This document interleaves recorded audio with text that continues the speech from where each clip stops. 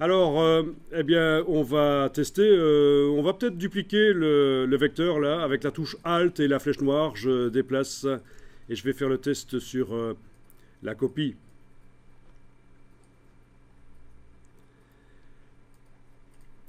Alors, par-dessus ça, on va aller dessiner une ligne, mais pas avec l'outil ligne cette fois-ci, parce que je vais faire une ligne zigzag. Donc, je vais prendre la plume. Avec la plume, je vais passer par-dessus en faisant un zigzag. Alors, j'ai peut-être intérêt à enlever la couleur de fond de ce que je suis en train de faire. Voilà.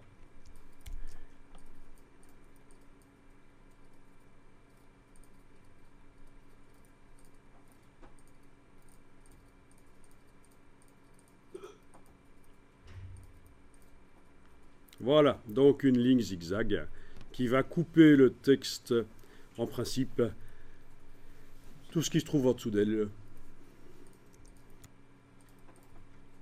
Donc je la sélectionne avec la flèche noire. Ce qui est en dessous n'est pas sélectionné. Faites pas l'erreur que j'ai faite tout à l'heure. Il faut bien se souvenir que dans ce cas-là, ce qui va subir la division ne doit pas être sélectionné. C'est juste ce qui divise qui doit être sélectionné. Et on va dans Objet, Tracer, diviser les objets inférieurs. Objet tracé, diviser les objets inférieurs. Et voilà. La ligne zigzag disparaît. Et le texte est coupé. On enregistre régulièrement.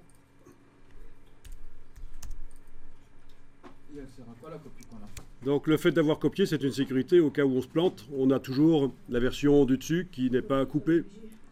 Ceci dit, comme j'enregistre régulièrement sous un nom différent, j'ai aussi dans mes fichiers la version précédente. Donc double sécurité. Il vaut mieux éviter de perdre des choses. C'est la pire des choses qui peut arriver à un infographiste, c'est de perdre son travail. Recommencer un travail qu'on a déjà fait, c'est pelant. On perd du temps et puis c'est ennuyeux.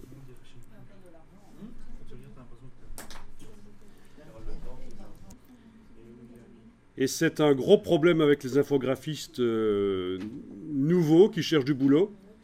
C'est qu'ils n'ont pas toujours bien compris le principe des backups et de la sécurité des données et sécuriser leur travail. Et donc, par rapport à un employeur, c'est un peu ennuyeux parce qu'ils ne sont pas fiables. Ils sont peut-être parfois capables de faire des trucs superbes, mais l'employeur, il va peut-être se demander, tiens, est-ce que c'est pas mal ce qu'il fait, mais est-ce qu'il va pas le perdre? Est-ce que le disque dur va pas cracher? Est-ce qu'il a pensé à faire un backup? Est-ce qu'à 2 heures de rendre le boulot au client, est-ce qu'il va pas tout perdre? Donc il faut être à la fois créatif, mais aussi fiable au niveau de sa gestion des fichiers, la manière dont on sécurise les choses. Je vous ai dit, il y a du cloud gratuit maintenant, 50 gigas gratuit. Il n'y a pas de raison de perdre des choses à cause d'un crash disk. Et malheureusement, il y a des infographistes qui perdent des choses. Moi, j'ai travaillé sur un projet de livre numérique avec quelqu'un qui... le projet durait 30 jours. À 2 jours de rendre le projet. Problème de transfert des données entre InDesign et les serveurs de Adobe. Au moment où on met le livre sur les serveurs de Adobe. Coupure d'Internet à ce moment-là. Et on sait que quand il y a une coupure Internet, quand on est en liaison avec les serveurs Adobe, quand on envoie un livre numérique, ça corrompt le fichier InDesign, il devient inutilisable. Et c'est ce qui est arrivé. Après 28 jours de travail, à 2 jours de rendre le boulot, et donc on m'annonce ça. Le fichier InDesign est inutilisable, planté. Il y a eu une coupure d'Internet pendant le transfert avec Adobe. Je dis, ben, pas de problème, hein, on reprend la version précédente. Sauf que non, ça faisait 28 jours qu'on travaillait sur le même fichier InDesign.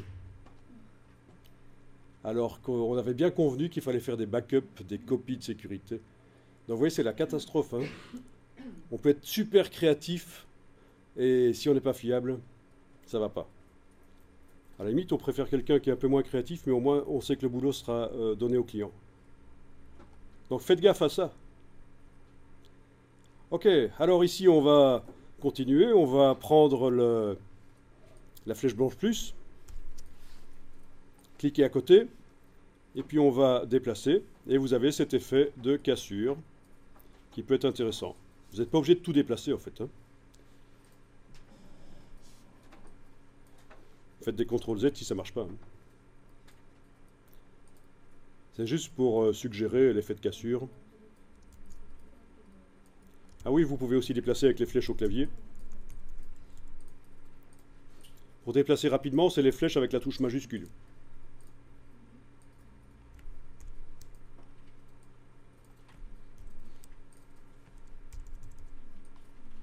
Voilà.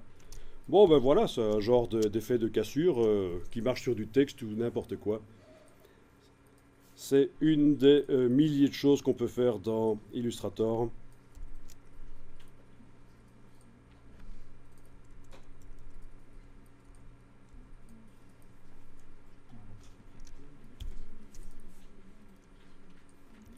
Ah oui, j'avais dit que j'allais éventuellement m'occuper de ceci. Bon, ben suite à toutes les manipulations, la patte du E s'est fusionnée avec le E.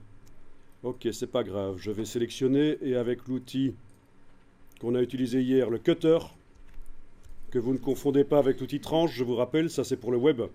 Avec le cutter, on peut aller couper.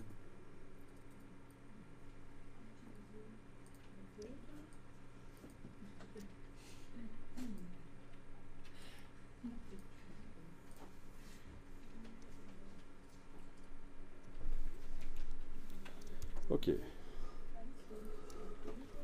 Alors, qu'est-ce qu'il nous fait là?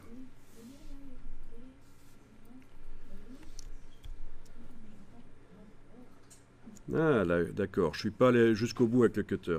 C'est malin.